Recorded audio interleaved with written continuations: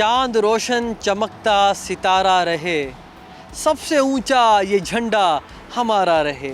बिस्मिल्लाहिर्रहमानिर्रहीम, अस्सलाम वालेकुम। मेरा नाम है मोहम्मद आलिजा ख़ान। आप देख रहे हैं प्रोग्राम बोल जमहूर। नाज़रीन, ईरान अमरीका अमन मुआहिदा और उसमें पाकिस्तान का कलीदी किरदार, इस हवाले से बोल जमहूर की इस खुसूसी एपिसोड में पार्लियामेंट हाउस से हम मेंबरान कौमी असम्बली से गुफ्तगू करेंगे, वज़रा से गुफ्तगू करेंगे, सेनेटर से गुफ्तगू करेंगे और उनका इस हवाले से क्या मौक़िफ़ है वो आपके सामने रखेंगे। और इस अमन मुआहिदे के बाद डिप्लोमेटिकली, स्ट्रेटिजिकली और मिलिटरीली पाकिस्तान के लिए क्या एवेन्यूज़ खुल सकते हैं, इस हवाले से भी उनसे जानने की कोशिश करेंगे। हमारे साथ रहिए। पार्लियामेंट हाउस में मौजूद है ईरान अमरीका अमन मुआहिदा और उसमें पाकिस्तान का किरदार, इस हवाले से हम गुफ्तगू कर रहे हैं। चेयरमैन पाकिस्तान तहरीक इंसाफ बैरिस्टर गौहर पहुंच गए हैं। तवाना आवाज़ हैं, स्ट्रेटिजिक मामलात को बहुत अच्छे से समझते हैं। बैरिस्टर साहब, ये अमन मुआहिदा तो हमने करवा दिया, इसके बाद आप क्या समझते हैं मज़ीद एवेन्यूज़ पाकिस्तान के लिए स्ट्रेटिजिकली, डिप्लोमेटिकली और मिलिटरीली क्या खुल सकते हैं? देखिए, अच्छा रोल प्ले हो गया और अल्हम्दुलिल्लाह फाइनली हम उस तरफ जा रहे हैं जिसकी बुनियाद बनेगी कि मिडल ईस्ट में अमन होगा। मिडल ईस्ट में अमन लाना पूरी दुनिया मुतासर करती है, इसलिए एक बहुत अहम है। लेकिन मैं कॉशियसली एक चीज़ ज़रूर कहूँगा कि आप अपने घर की भी खबर लें, घर की बुनियाद की खबर लें, आप घर की एतमाद की ले लें, आवाम की सपोर्ट की बात करें, आपस में भी यकजहती की बात करें, आपस में भी हालात कूल डाउन करें। अगर आप घर में लड़ाई झगड़े हों तो आप इंटरनेशनली लेवल पे आप अपना रोल प्ले नहीं कर सकते। तो ये वक्त है जहाँ तक बाकी सीज़ फायर हो गया था, अब आपस में कुछ चीज़ें होने चाहिए। बैरिस्टर साहब, हमने देखा कि पाकिस्तान तहरीक इंसाफ ने ईरान अमरीका अमन मुआहिदा हो अपना जलसा भी मुलतवी किया, फिर उसके बाद हमने ये भी देखा कि जब बुनियाद मरसूस थी तो पाकिस्तान तहरीक इंसाफ की सोशल मीडिया की जो पावर है वो भी पाकिस्तान के हक़ में इस्तेमाल हुई और सारे इकट्ठे नज़र आए। सो अपोजिशन का किरदार भी इसमें काबिल तहसीन है। देखिए, बिल्कुल ये है, लेकिन हम पहले कह चुके, सबसे पहले पाकिस्तान की आवाज़ जब जब लगे, चाहे मई 2025 में था, चाहे इस रोल में था, चाहे मई का जो इलेक्शन, ये जो आप कह रहे थे जलसा हमने मुलतवी किया था क्योंकि बहुत अच्छा एक फंक्शन होने जा रहा था, इसलिए वो हमेशा इस तरह करते रहेंगे इंशाल्लाह। मेरे साथ पाकिस्तान पीपल्स पार्टी के मेंबर कौमी असम्बली हुसैन तारिक साहब मौजूद हैं। सर, आपके कीमती वक्त का बहुत शुक्रिया।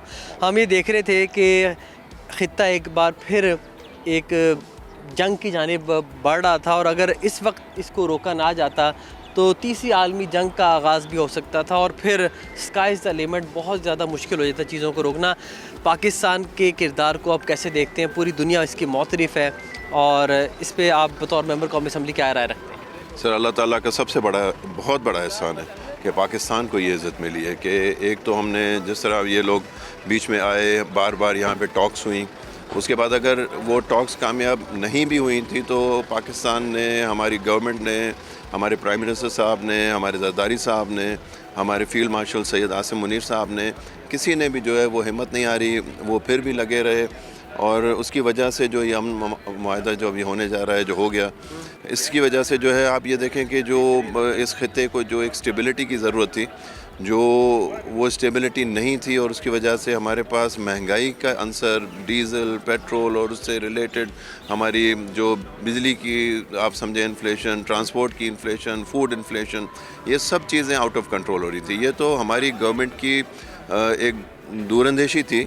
कि वो पहले से इन चीज़ों को मैनेज करते आ रहे थे क्योंकि ये सारी चीज़ें ईरान की स्पिल ओवर हो रही थी पाकिस्तान के ऊपर। उसका जो इम्पैक्ट आ रहा था, हम डायरेक्टली उस जंग में नहीं थे, लेकिन उसका जो इकोनॉमिक इम्पैक्ट था वो हमारे पे बहुत बड़ा आ रहा था और इसकी वजह से जहाँ तक हम रोक सकते थे रोकते, लेकिन ज़ाहिर बात है अल्लाह खुदा न करे कि अगर वो जंग बढ़ जाती तो डेफिनेटली हम लोगों को उसमें बहुत बड़ा नेगेटिव इम्पैक्ट आता। नंबर 1। नंबर 2, मैं ये कहूँगा कि जो भी किसी खित्ते की कोई अपना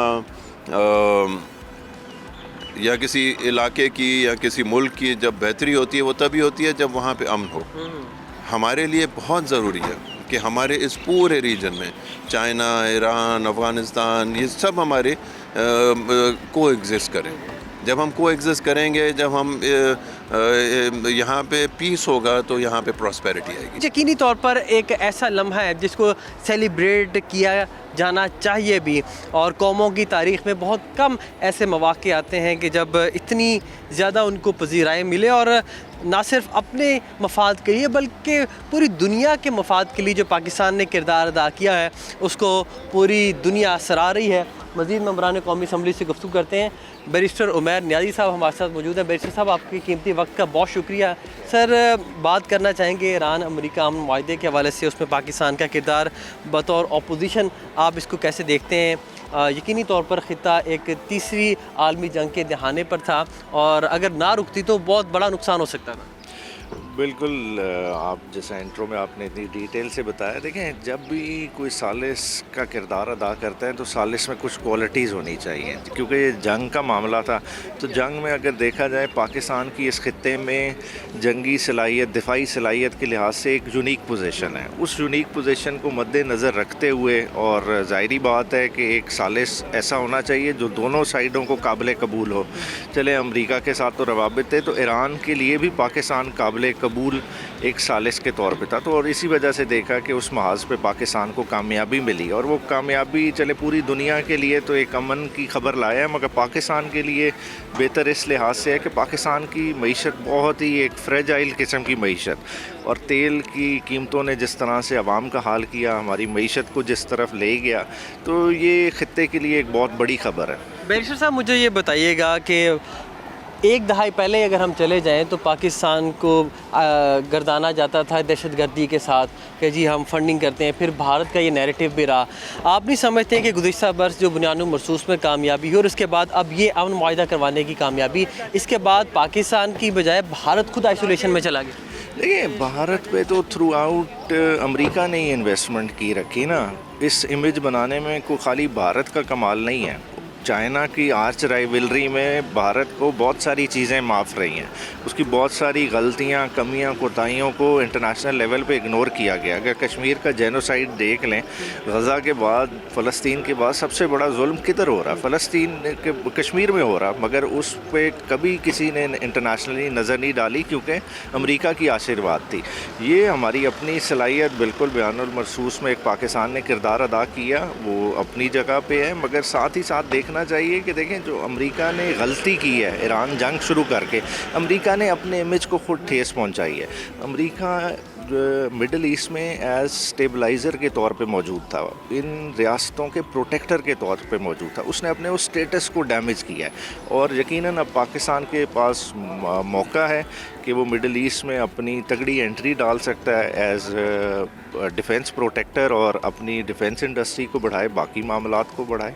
आज जिन्होंने अच्छे सालिस का किरदार अदा किया इंटरनेशनल लेवल पे, उनके लिए ज़रूरत है कि वो अच्छे सालिस का किरदार अदा करें डोमेस्टिक फ्रंट पे। डोमेस्टिक फ्रंट पे जितनी जल्दी ये जो हिचकिचाहट है, तनाव है, ये ख़त्म हो जाएगा तो आप 2-3 साल में इस जंग बंदी के समरात से बहुत अच्छा फ़ायदा उठा सकते हैं, और पाकिस्तान की मईशत जो अभी रेंग रही है वो $1 ट्रिलियन की मईशत विदिन 2-3 ईयर्स बन सकती है। बहुत शुक्रिया बैरिस्टर उमैर नियाज़ी साहब की सैर हासिल गुफ्तगू आपने मुलाहिदा फरमाई, और यकीनी तौर पर उन्होंने बहुत अहम नुक्ता उठाया है कि यस, हम बैनुल-अक़वामी फ्रंट पर बतौर सालिस अपने आप को मनवा चुके हैं, लेकिन अब हमें डोमेस्टिकली भी अपना किरदार अदा करना है, और जो सियासी तनाव बढ़ता जा रहा है उसको ख़त्म करना है।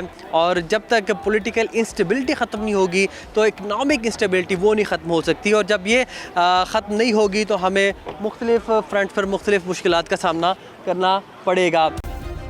सब्सक्राइब करें और बेल दबाएं ताकि कोई खबर रह न जाए।